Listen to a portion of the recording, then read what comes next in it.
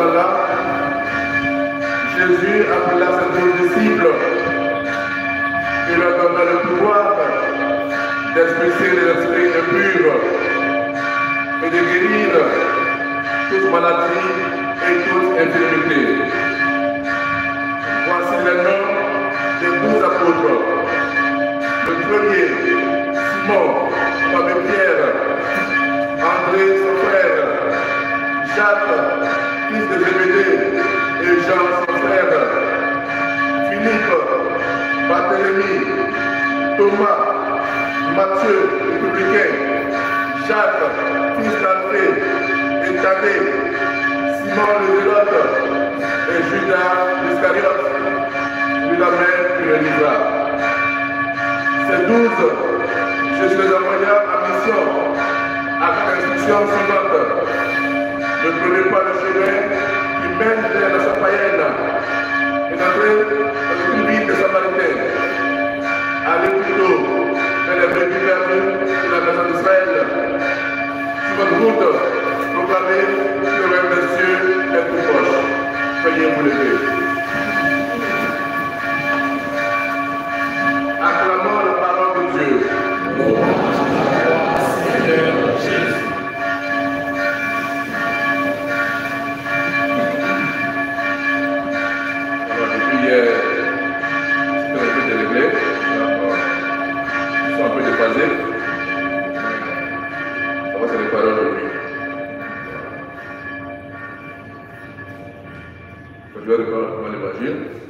En ce temps-là, Jésus appela ses 12 disciples et leur donna le pouvoir d'expulser les esprits impurs et de guérir toute maladie et toute infirmité. Voici les noms des 12 apôtres.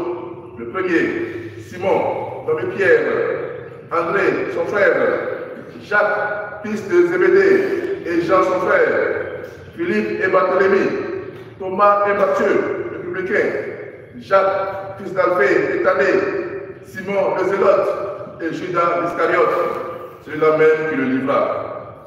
Ces 12, je les envoya en mission avec les instructions suivantes.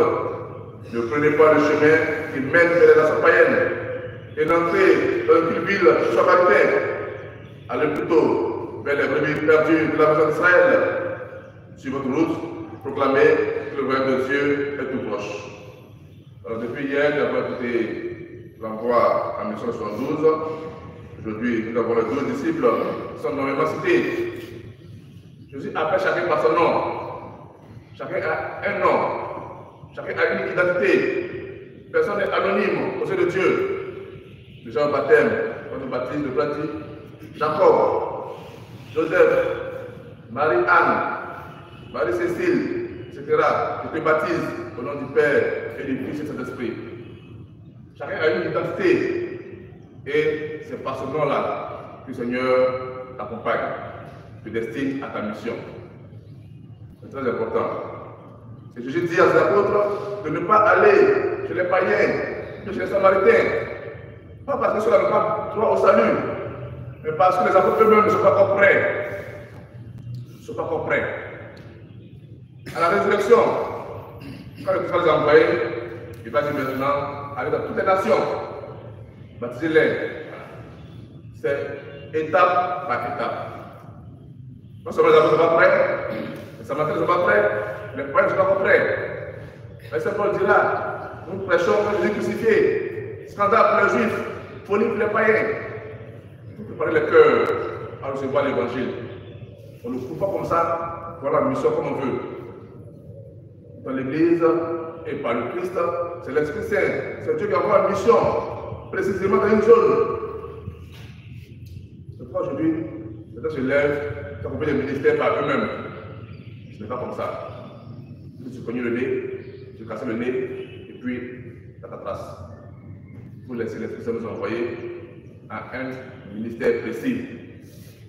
On ne s'envoie pas soi-même dans l'Église. Le Christ nous envoie, chacun a sa mission spécifique. D'ailleurs, humble, on a eu la grâce de pouvoir réaliser notre mission spécifique.